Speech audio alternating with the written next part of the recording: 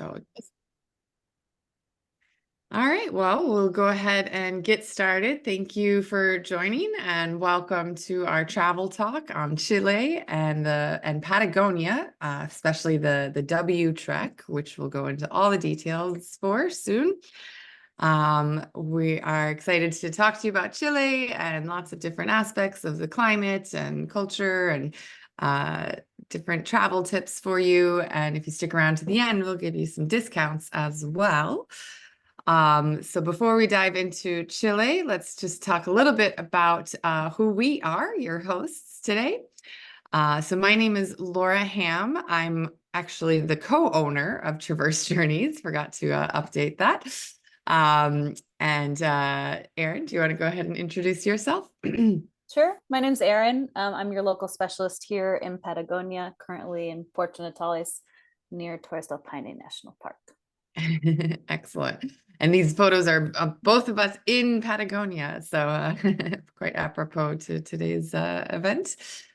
So Traverse Journeys, a little bit about us who are presenting this event for you today. Traverse Journeys is a tour operator.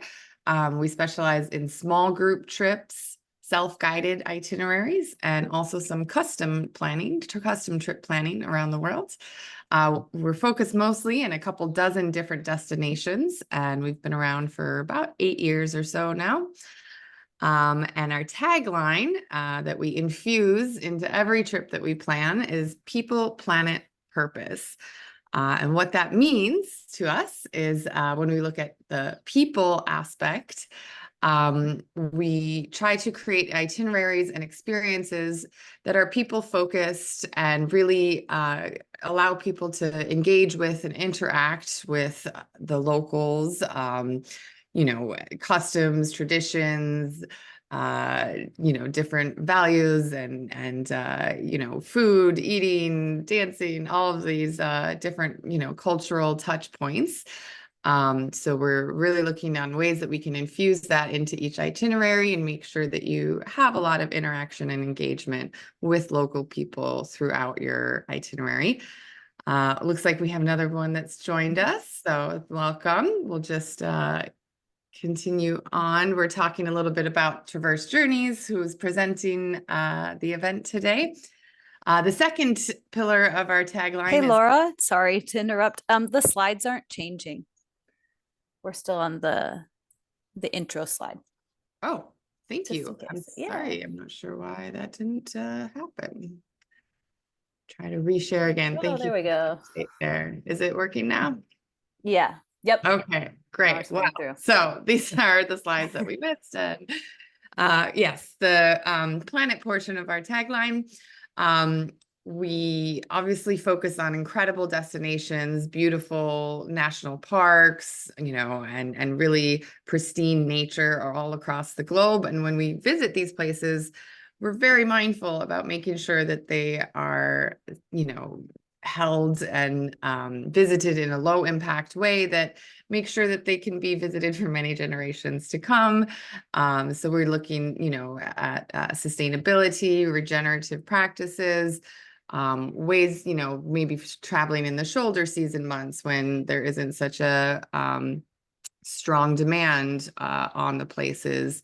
Traveling in small groups helps, and just other ways that we infuse like eco-minded practices into our itineraries.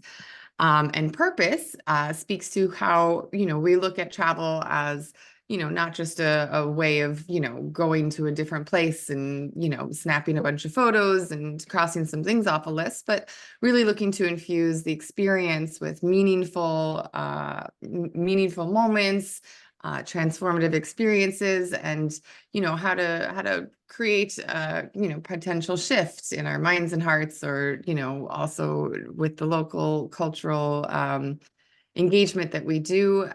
We also partner with a local not-for-profit organization in every country that we travel to, and we'll talk a little bit about our Chile partner later on.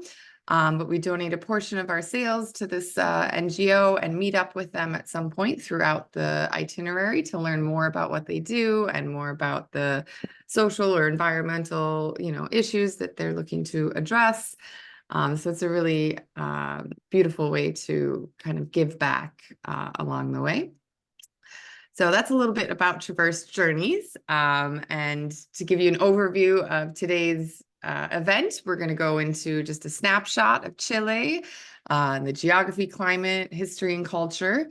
We'll go into the Traverse itinerary that we've crafted and curated over the years to make it shine and sparkle as much as possible. We'll talk about the day-to-day details, our community partner in Chile, tips on when to go and travel to, especially Patagonia, the food in Chile, of course, some general travel tips. And then, of course, there'll be discount code provided at the end for bookings. And we'll do a Q&A at the end as well. So if you have any questions, please feel free to save those and let us know your questions before we wrap up. So I'll hand it over to our Chile specialist to take us through some details about this unique country. Hi, everyone. Erin here again. And yeah, just going to run through some quick details about Chile. So the capital of Chile is Santiago. That's where you'll fly in and out of internationally. Population of 18 million. In the capital, we have about half of that. So Patagonia is actually a very low populated region in Chile, which also makes it very beautiful. Primary language is Spanish. The currency is the Chilean peso. While you're on your trip, you can very easily exchange for Chilean pesos and also use credit and debit cards. It's a pretty modern country in that sense. There's 16 different regions which make up all of Chile, and it is a democratic republic. Let's The Chilean geography is very unique. I encourage everyone to pull up Google Maps sometime and start zooming in on the coastline of Chile. Basically, Chile has a lot of natural borders. We have the Andes mountain range running right down, as you can see on the map, they're right down the middle, which divides Chile and Argentina. Huge factor in Chilean geography. And then you have bordering the ocean, the fjords. You can see down at the bottom all the fjord bits there. That's where Puerto Natales and Punta Arenas, our destinations, will be. Punta Arenas being along the famous Magellan Strait. Other facts about Chilean geography. Very diverse. Up we have the driest desert in the world in the Atacama Desert in the north. We are the closest country to Antarctica. So yeah, quite a bit going on there.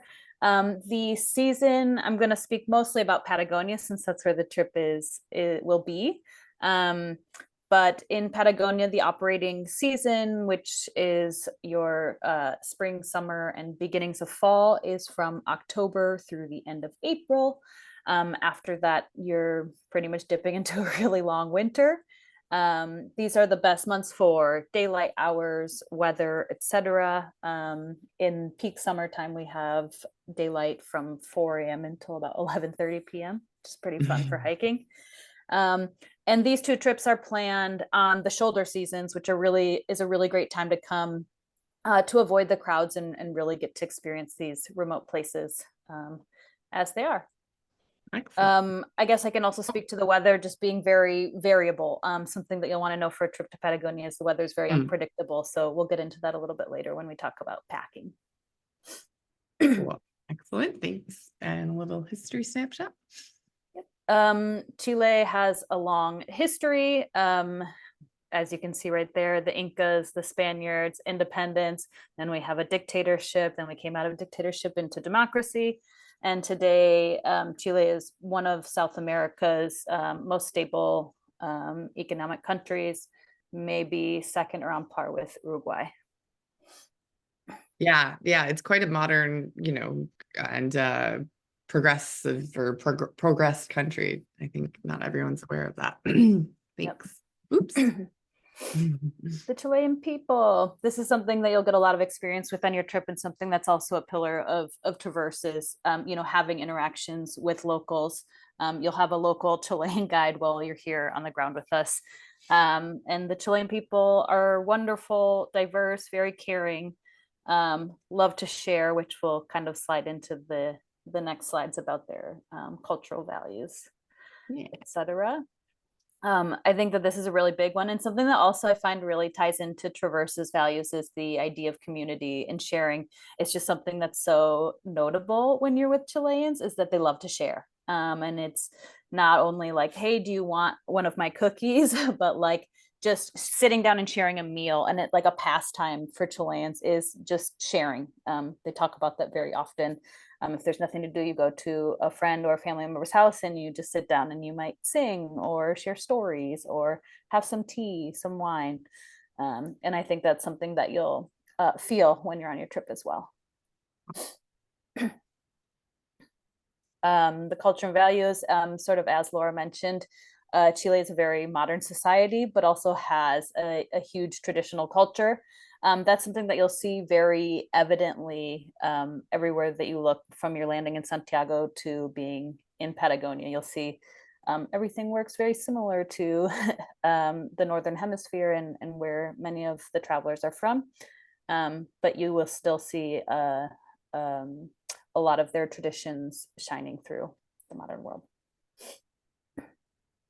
Chile, the indigenous culture in the Araucanía region, we have a really, really strong ongoing population of the Mapuche people.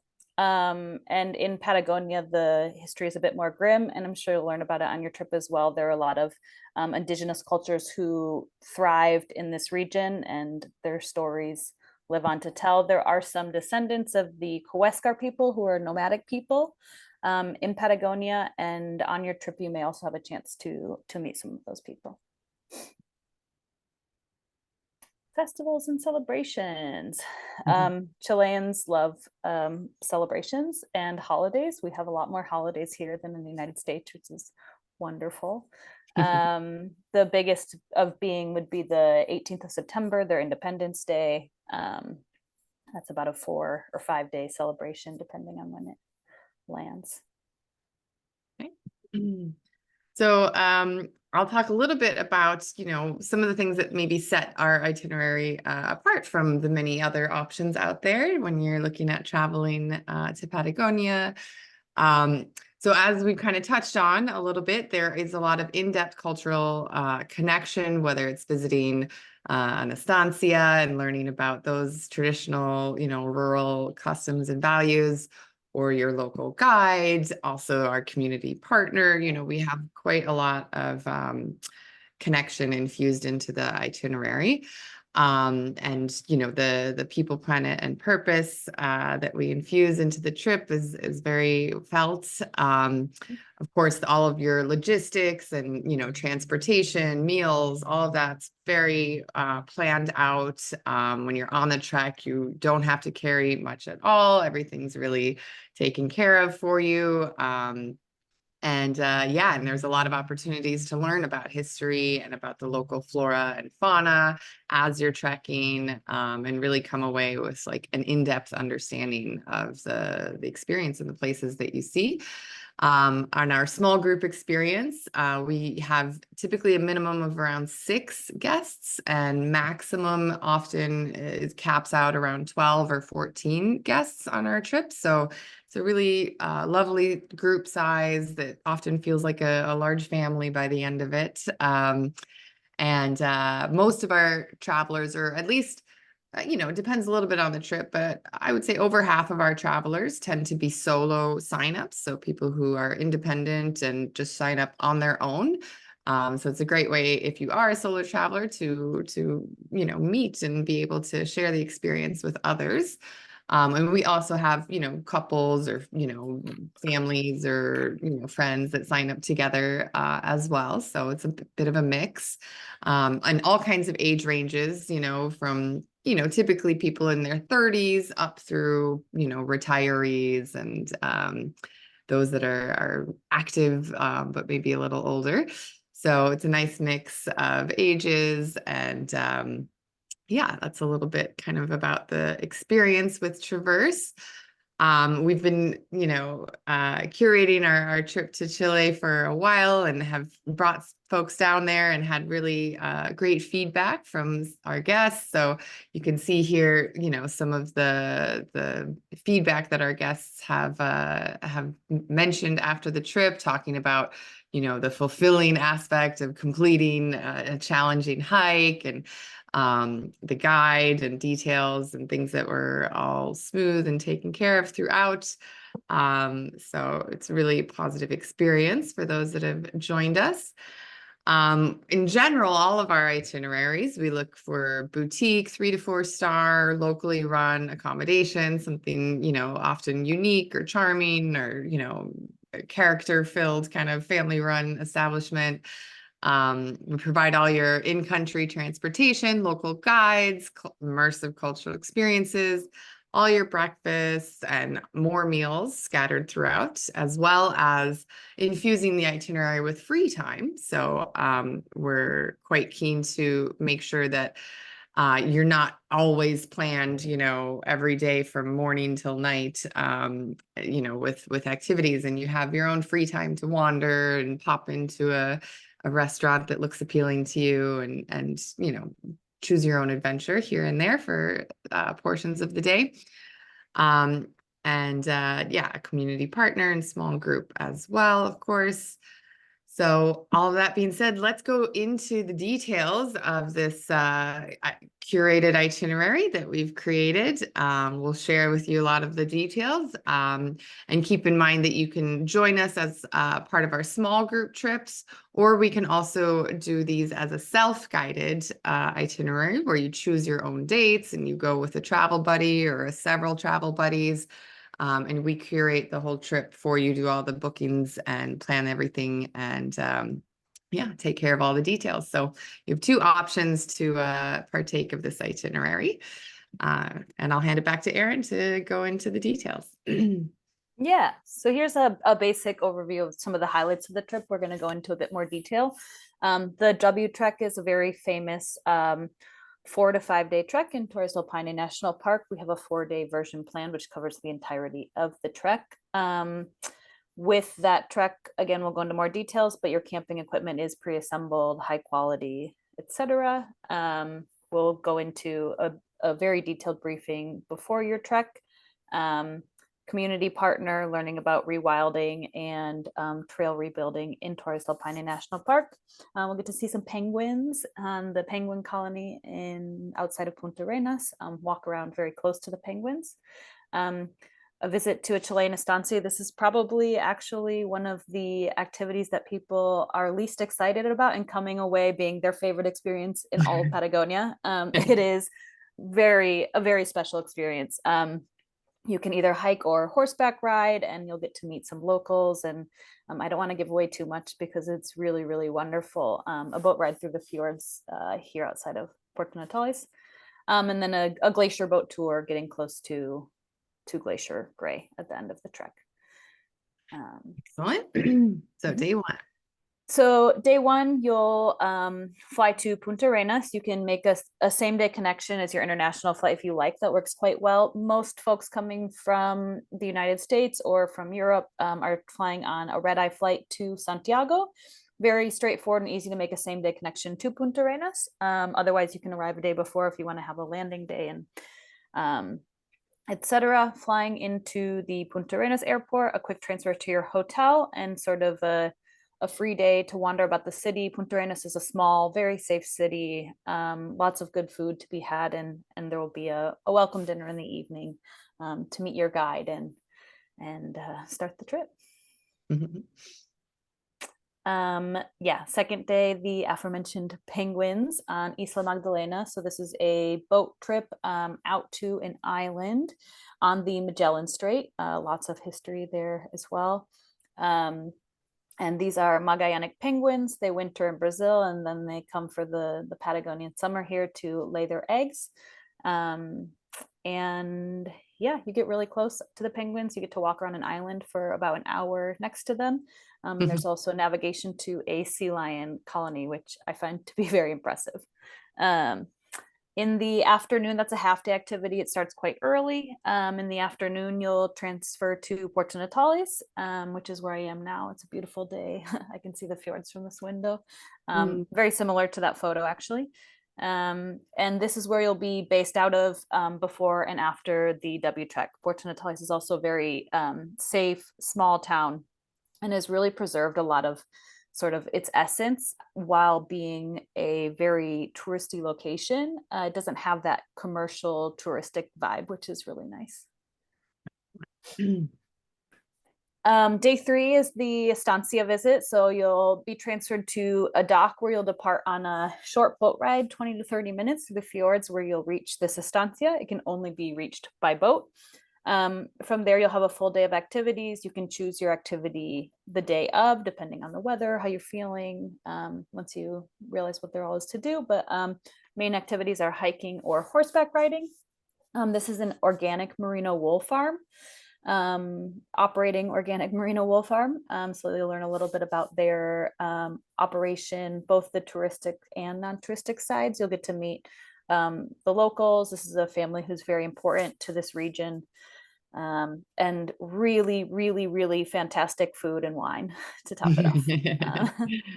And then you return to Porto Natales in the evening. You'll be nice and full. And then in the evening, you'll have a meet with your community partner.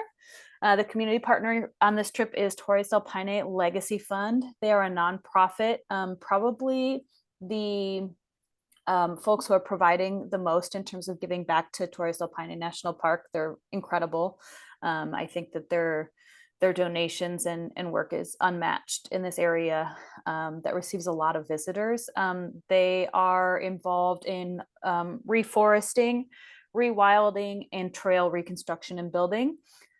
So you'll get to meet them. They'll explain to you their projects. And the really beautiful thing about this is you'll really get to connect with their projects. Thereafter, when you head to Torres del Paine, you'll get to see some of the trails that they rebuilt. Our guides have worked on many of their volunteer trips. So there's a lot there that you'll kind of always kind of go back to, like, oh, that was the Legacy Fund. Oh, the Legacy Fund did this. And actually, they just a month ago completed a geodome up near Base Torres, which is the first day of the W Trek. And so they're actually going to have staff there to talk about their projects. So you might get to meet them both in town and in the field. Awesome. Very cool. Thereafter, we start the W Trek. Yeah, sorry. Go ahead. The W Trek is a 4-day trek in Torres del Paine National Park, probably the most famous trek that you can do. So day 1, you will be transferred into Torres del Paine, and the first day is the hike to Base Torres. That is the 3 granite towers in the glacial lagoon, the photo that's in front of you.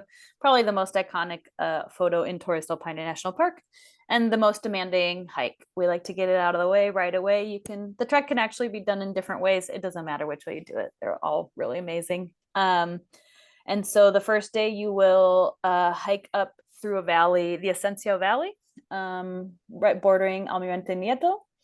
And it's about a 4.5 hour hike up and a 4-hour hike down.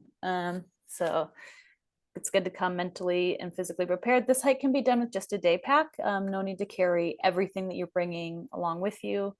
And sort of as we go through these details, if anyone has questions at the end about the hike specifics, happy to explain more. Cool. Day 2 is a hike along Lake Nordenskjold. This is a glacial silt lake. It's very, very, very beautiful. This day we like to call it Patagonia flat. It's not flat, it's up and down, but it's more or less flat for Patagonia. One thing that can be important to know about hiking in this area of Patagonia, you don't have to worry about high altitude or getting altitude sickness because we are located on the fjords. Everything starts more or less at sea level. So it's just fantastic kind of taking that factor out of the hiking. And so day 2, you hike, it's about a 4-hour hike. So you have a long day and a short day, a long day and a short day. until you get to Cuernos. I briefly mentioned earlier, but your camping equipment is pre-assembled at each location. This includes a tent, sleeping bag, sleeping mat. You carry along with you just your personal belongings. Anything that you don't need that you brought on the trip in general, you can leave in Puerto Natales at our office or at your hotel for safe storage. Very normal practice here. Your meals will be served for the W check. This includes all of your meals. So this is your dinner each night in the refugio, which is a lodge nearby, your breakfast in the refugio, and then a packed lunch each day to carry with you on the trail. So what you need to bring with you are your personal items, space for your packed lunch, a water bottle. We don't provide plastic water bottles. Bring a water bottle to refill. There is a lot of delicious refill spots in the park. And while in camping, you also have access to full service bathrooms, hot showers, and common spaces inside the refugio, which are the lodges. Inside there, they have cafes. You can get coffee, tea, wine, beer, whatever each evening. And there's usually a little fire going in there and a lot of happy people. Yeah, one thing I really found to be unique was just that you didn't have to carry much water at all. Like just enough like in your Yeah. water bottle is enough because there's so many places that you can refill. So that yeah, Yep. it really lightens your load It's along with not having to bring camping gear or food, you know. yeah, and the water is so delicious. It's some of the purest water in the world. Um, the third day is a hike to the French Valley. Part of this hike can be done with a day pack. Your guide will also be giving all these indications, or if you choose to do the self-guided version, we do an in-person briefing and we provide you very detailed instructions. But basically you have about 2.5 hours hiking with all of your stuff, and then you can leave anything behind at a ranger station and do the upward hike with just a day pack, coming back down and then onward to Pine Grande, which is one of the larger camps in the park. Oops. Yep. And the final day, hiking towards Glacier Gray. Glacier Gray is a really impressive glacier. It tongues off of the southern Patagonian ice field. The glacier itself, I believe, is 27 kilometers long. And so you will spend the day approaching the glacier. It's about a 4-hour hike. So again, padding, you have like these 4-hour days with longer days of 7 or 8 hours in between. This day, you in the afternoon, you reach a beach where a boat will come to pick you up. That boat kind of does round trip navigations for people who come out for the day. However, you'll be using it as your transport back to the roadway. You'll get picked up on this boat, and just in time for the main event, which is navigating in front of the glacier. So the boat will take you up near the glacier to get fantastic photos. It's probably the best way to end a 4-day trek, is a pisco sour and a glacier, and then you have about a short walk back to about a 20-minute hike after that, which connects with your transfer back to Puerto Natales. And So here are just a some little, yeah. photos of the park. You'll see these sort of geodomes all throughout Patagonia. It's a really popular construction method. Patagonia is very windy and erratic. You can really experience all 4 seasons in one day. Packing is very important. Just packing with layers, kind of coming prepared for everything.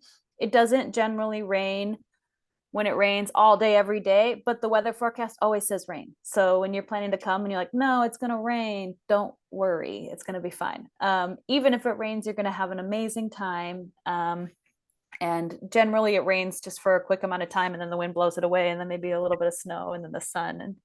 And yeah, so those domes are quite a popular construction method down here. The photo off to the bottom on the right, you can see Lake Nordenskjold in the background. It's the glacial silt lake, very, very beautiful. And then here you have a hike up into the French Valley. Here is Yeah, the we kind of already talked about Torres del Paine Legacy Fund, but if there's anything else to add. They have lots of different initiatives, and yeah, we're really happy and proud to support all of the ways, that they're having such a positive impact in the area, and learn about, what the history and development has been like in that area as well. So back to you. Sure. Oh yeah, when to go? Seasons are opposite. That's a good point. When you're on summer vacation in the northern hemisphere, that is not the time to come to Patagonia. The season, like I said before, is from October through the end of April. And we have trips set for November and April, which are shoulder season months. The November trip, likely to be quite green, wildflowers just beginning to bloom. People are very happy because spring is coming back and people are coming back to visit. And in April, you may have the chance to start seeing the changing colors of the leaves. And it might be a little bit of a colder month, but very, very beautiful, because you have the sort of epic landscapes with the changing leaves on the mountains, often up higher in the mountains, maybe not so much on the ground. It starts to snow, which is also great for views. And between May and August, if you're ever planning an independent trip, we can talk to you about what that is like. However, very different kind of trip. A lot of things close down, regular services don't work. In winter here, not only is it cold, it's very dark. Daylight hours are very short. So that is also a challenge for hiking. The food. Chilean food is quite diverse. And what they're actually really known for is home food, homemade food. So you've probably never seen a Chilean restaurant anywhere in the world. I would be very surprised if you have. I haven't, besides in Chile. It's not really, they're not known for anything in particular other than homemade, home from scratch food. And so here you have in these photos, humitas, pastel de choclo, which is a ground corn and beef dish similar to a pot pie, I guess. They're quite well known for their seafood. While you're here in Patagonia, particularly in Punta Arenas, you can try king crab, a variety of mussels, clams, etc. Salmon, sea bass. There's a lot of seafood to be had. Inland, generally, people love to do barbecues. Lamb barbecues are a really big thing in Patagonia. Also, if you are a vegetarian or a vegan or have dietary restrictions, it's not a problem at all. Everyone here, really, the world caters to the tourist, and I think that's come a really long way. And Chile is actually quite a vegan country. There's a lot of vegetarian and vegan restaurants, a lot of vegetarian and vegan products. So you kind of have a bit of everything. And not to forget empanadas. Empanadas are probably the most common Chilean food. And delicious. We talked a bit about seasons and weather, but if there's any other travel tips? Clothing, just pack in layers. We have a packing list as well for this trip, so anyone that's interested in that, we can pass that along, and very specific for the W Trek. But being prepared for everything, having the adequate layers, and learning how to take them on and put them off and when is necessary. Your guide can also help with that. Safety, Patagonia is very, very, very, very safe. It's one of those places where if you leave your ID and your wallet on a bench, someone will come and find you. So nothing to worry about there. Cultural etiquette, honestly, very similar to a place like the United States. I wouldn't really say there's any huge differences there.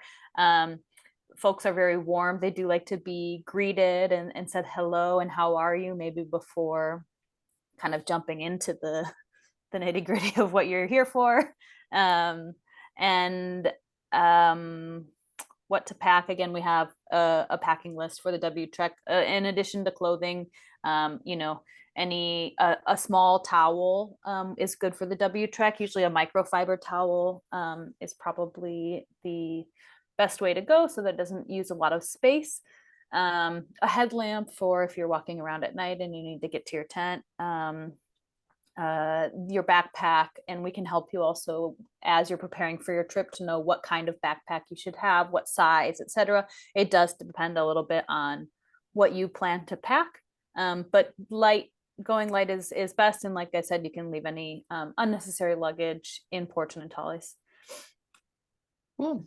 Yeah. And route planning is just in terms of, keeping in mind the length of Chile and, not trying to fit all of it into one trip and just focusing on some particular regions so that you can dive in depth into those regions. Yeah, it's definitely the way to go.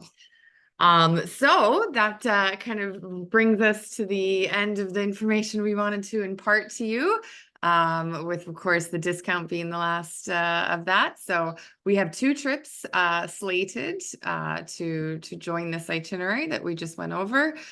These are the small group trips, so November of this year and April of 2025. If you book either date by April 15th, you are eligible for $200 off per person. Just use the code Chile Live on your booking form, and it'll be applied to your invoice. And you can also receive $100 off per person if you are interested in booking the self-guided version of this itinerary, in which we'll take care of all the details and all your meals and sleeping bags, all that's, all provided. You just won't have a guide, but you can independently execute the trip with everything prearranged. $100 off per person on that option. You can find all the details for the trip, of course, on our website. And if you enjoyed today's event and you're interested in joining any future events where we dive into other destinations, we have another one coming up on April 8th, where we're going to talk all about Ireland. And then we have others slated after that, including Jordan, Bhutan, Japan, and Montenegro. And we also have quite a handful of events that we've previously recorded on our YouTube channel. So you can find and browse through different options there. You can find the upcoming events in your local meetup, international travel chapters, or register on Eventbrite directly. And the link is also on the trip page on our website. So various ways that you can find out about these. And I'll hand it over to you guys now. If you have any questions for us, please feel free to pipe up. Susie? Yes. So I noticed in the photos that people are hiking on the snow. Is that okay with just hiking boots, or do you do special crampons, or how's that keep people safe? Yeah. It's not so common for your trip dates that you would be hiking on snow. However, maybe for the April dates. For November, I wouldn't expect it too much. If you choose April, then you may be hiking on some snow. These trails are well trodden and hiked pretty much every day. So a lot of time that snow melts. For certain trails, the Base Torres Trail, which is the first day, and the French Valley, which is the third day, if the snow has accumulated too much or there's ice on the trails, then there is a requirement to use micro spikes, in which we can help to find where to rent those in the time leading up to your trek in Puerto Natales, or potentially provide those for you. Okay. Just to keep people safe. Okay. And then good question. Thanks. So the other question I had, I solo travel, and so I'd probably be coming down from Santiago, maybe taking my time to get to down south. How are the buses in Chile? The public buses. They're great. They couldn't be better. Honestly, I've traveled all throughout Latin America on buses, and the ones in Chile are very comfortable. They're just, the seats are like very, very cushy. They have onboard bathrooms. They're very timely. They're similar to like a Greyhound bus or something. I don't know where you're from, but it's not like the chicken buses that people talk about in some Latin American countries. They're really quite nice. Most of them now have USB chargers on the bus for your phones and lights and air and all that. I think sometimes the temperature can be uncomfortable, but they're trying to manage temperature for a whole bus full of people. So sometimes they're really hot, or on the other end, it's nice to have like something to cover up in case it gets too cold. But perfect and totally safe. I assume. Yeah, From- yeah, very safe. Yeah. Yep. You would just want to be careful sort of in Santiago, maybe at the bus terminal. But again, Chile is a very developed country. You can use Uber and things like that as well, which is just really nice to have a backup for safety. If Okay. you are taking a taxi anywhere and knowing exactly where you're going. It's quite easy to get a phone chip as well and to be connected while you're here. But yeah, I would say Santiago, Valparaiso have like a little bit more problems with safety, but as soon as you hit Patagonia, you're fine. Okay. So I mean, like pickpockets? Pickpockets seem to be the more Yeah, general yeah. thing I'm concerned about. Petty theft. Yeah, But yeah, it's generally not pretty a safe problem. country. Just Yeah, like anywhere, you want to be aware and just keep be your safe. things well guarded, and Yeah. you'll be fine. Yeah. So what do people generally do after they do this tour with you? Do they wander up the coast, or do they head to Antarctica and Oh, Ushuaia, or what, yeah. you're kind of in that area, so I'm thinking of, Yeah. A lot of people extend into Argentina. So if you're ending in Puerto Natales, there's an airport now in Puerto Natales, which is where your outbound flights would be if you just do the trip. If you want to extend, I recommend crossing the border into El Calafate, Argentina, which is the sort of the entryway to Los Glaciares National Park, Glacier National Park in Argentina. And okay, there you have a couple of really fun mountain towns. You can connect also to Ushuaia by plane from there. And so visiting other parts of southern Patagonia are usually natural connections. A lot of people, if they're doing what you're doing, would fly internationally into Chile and then out of Argentina, because the airports in Patagonia only operate domestic flights. You can't fly back to the other country. You have to like backtrack via land. So so that can make a be, loop. They make a loop yeah, yep, back north. exactly. Okay, Yeah, okay, okay, cool. Let me look at my yeah, notes, see if there's anything else I can do. yeah. Great Oh, the question. self-guided trips. I had a few questions. So self-guided, people can sort of, if you're booking the accommodations, I tend to not want to do that, because then you're linked into that lodging. You're sort of like, if I wanted to spend more time in one area and then travel on, I'm always stuck with, Yeah. and then my hotel, and now I'm late for my hotel kind of thing, or lodging of whatever it is. So It's like you're like in between the independent traveler and like you're in that yeah, dilemma of like having something booked and being being independent. spontaneous, yeah. Yeah, yeah, I get that. There's also like if you wanted to do the W trek, I know that Traverse can help with just booking the trek, which for that reservations are required. Yeah. And then if you wanted to independently plan the other parts of your trip, maybe you Yeah, can do I it would that do way. that. So Yeah, somebody it also does told have me to that, be sort of uh-huh, pre-planned, but we do give you, a couple nights in the places leading up to the trek, which, is usually enough. And there's always the option to extend your trip, like just by adding nights in Puerto Natales or something like that as well at the end. So we can tweak things a little bit. And yeah, the trek definitely doesn't have any wiggle room once it's reserved. yeah, that's the thing. And somebody said that the refugios and the tents and the other accommodations along the trek book up fairly quickly. So Yeah. you can't just spontaneously go, oh, I'll just spend 2 nights here and then have a space. Yeah. It really is Most that full, because it's so popular, I It assume. is. And it's all based on reservations now. And not only there's two companies that operate the campings and refugios, so you have to get all of the nights to line up. Hmm. That's what our local operation does here. We have a lot of experience with it, but it's Torres del Paine is usually a key piece of any kind of independent traveler or backpacker will like have to show up just for those dates, and then the rest you can kind of, Yeah, go yeah, okay, thanks. So there must be a lot of lodging if, I mean, you're not the only tour company, and then they have independent travelers. Uh, how big are these, and the camp areas, the camps and the things? I mean, are we talking about 1,000 people or 500 people? No, it depends. So there's certain camps that have larger capacities. I don't actually know the exact capacities, but like, so there's like Pine Grande and Central, the first and the third night. Those are larger camps where you'll notice, you know, they have like a big dining hall with like dining hall service, and other ones have sit down meals and more intimate.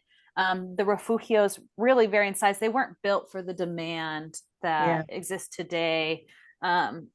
However, they have expanded their operations, you know, and their campsites and all of that. Okay. You're talking about a couple hundred people, I think, at each, not 1,000. Okay. Yeah. It Okay. doesn't feel crowded or overly, you know, bustling, especially during the months where we are kind of focused on in the shoulder seasons.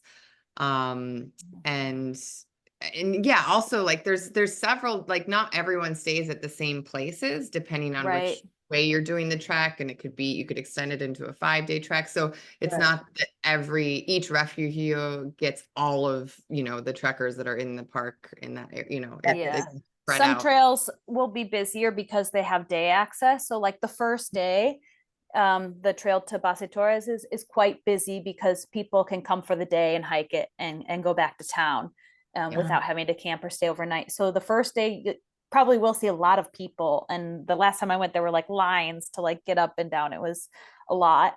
But then the beautiful thing about doing the full trek is that like all of a sudden you're like, there's like not as many people, and you get to Yeah. really like, you know, Spread be there. out. And particularly the dates that are chosen for traverse are fantastic dates for not, you know, for it not being too busy.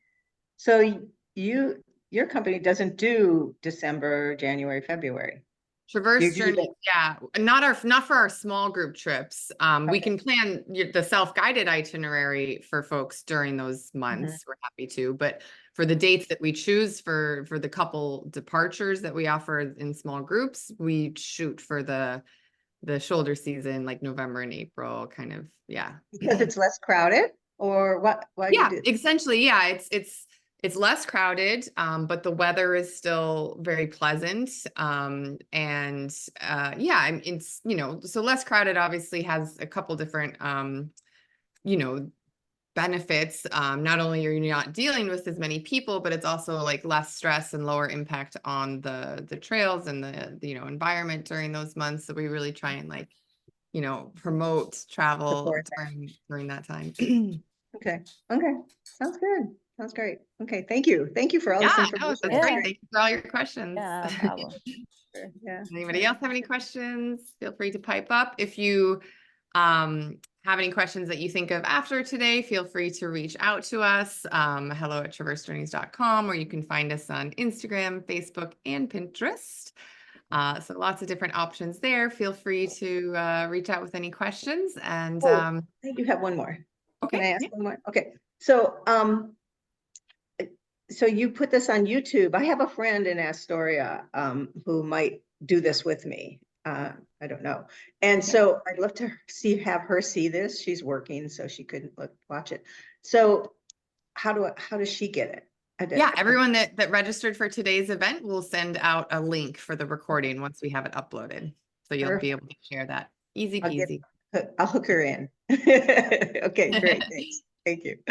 Excellent. Well, thank you everyone for joining us. And yeah, we hope to see you at another live event potentially, and even better, to help you plan your trip to Chile in 2024, 2025. Thank you, Erin, so much for joining us and offering all your expertise. Thanks. Thank you. Thanks, Take Laura. care. Thanks, Bye. everyone. Take care.